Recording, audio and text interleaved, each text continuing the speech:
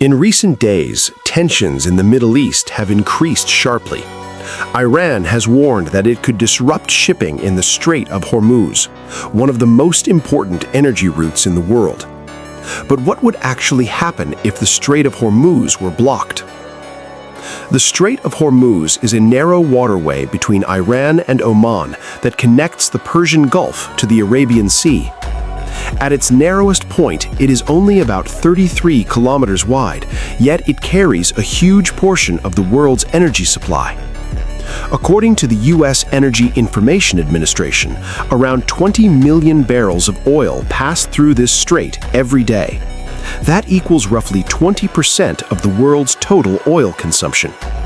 This means about 1 out of every 5 barrels of oil used globally travels through this single route. Several major oil exporting countries rely on this passage to ship their energy to the world.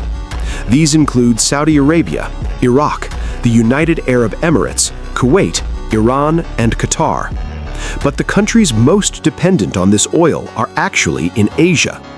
About 84% of the oil moving through the Strait of Hormuz is shipped to Asian markets. China is the largest buyer. Roughly 5 million barrels of oil per day reach China through this route. India is also heavily dependent. Around 2 million barrels of oil per day arrive in India through the Strait of Hormuz. Japan and South Korea are also major importers. Japan receives most of its Middle Eastern oil through this route, while about 68% of South Korea's crude oil imports pass through the strait. The strait is also critical for natural gas shipments.